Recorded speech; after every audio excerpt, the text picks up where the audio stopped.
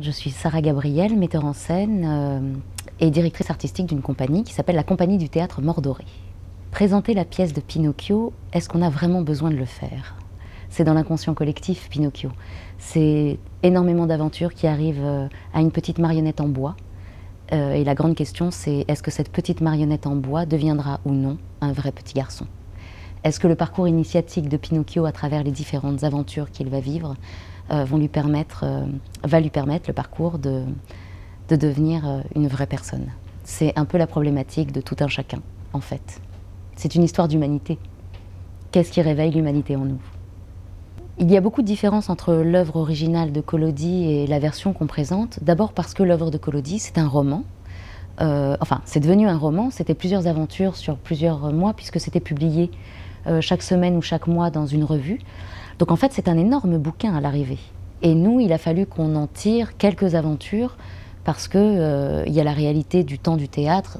Pour un jeune public, c'est difficile de dépasser 1 heure. Donc on a la première différence, la vraie différence, c'est qu'on a été obligé de choisir les aventures. On ne pouvait pas toutes les faire, parce qu'il lui arrive énormément de choses à Pinocchio.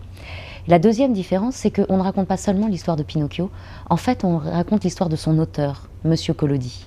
Ça commence par un monsieur qui s'appelle Monsieur Collodi. Et on va rentrer dans sa tête, et ce monsieur va rêver d'une histoire d'un petit pantin de bois, Pinocchio. Et quand il va se réveiller, ça va lui donner envie de l'écrire. Alors j'ai une équipe de choc dans cette compagnie et dans ce spectacle, puisque les différents personnages de cette pièce, ils sont nombreux et différents.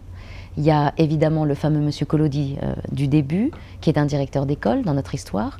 Puis on a la fée bleue, qui est la fée qui va transformer ou non Pinocchio en vrai petit garçon, en tout cas qui va l'animer et après décider si oui ou non il devient un vrai petit garçon. On a Manchefeu, qui est le directeur du théâtre de marionnettes. On a Mademoiselle Pinoc au début, qui est une jeune fille, une écolière qui a fait des bêtises et qui deviendra après Pinocchio. On a Foxcat, qui est un personnage, un seul acteur pour jouer 2 personnages. Alors, est-ce qu'il a un trouble de la personnalité ou est-ce qu'ils sont 2?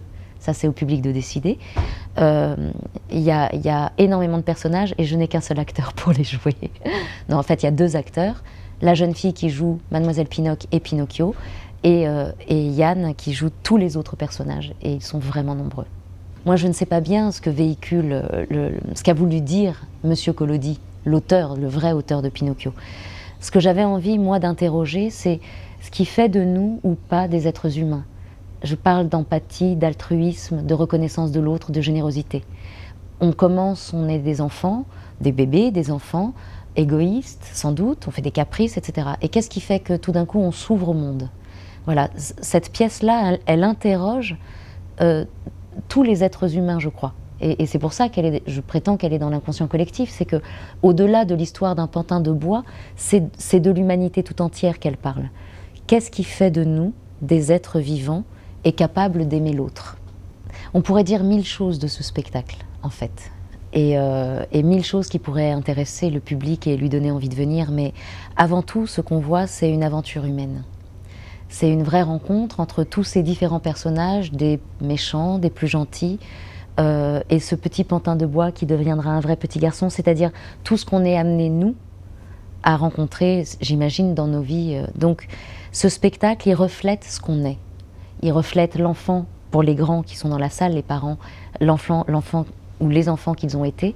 Et pour les petits, il fait écho, justement, à ce qu'ils sont aujourd'hui. Donc, je pense que en plus d'être coloré, drôle, je pense que ce spectacle est intelligent et qu'il interroge vraiment une part métaphysique, peut-être philosophique, mais avec une simplicité extrême et beaucoup de poésie.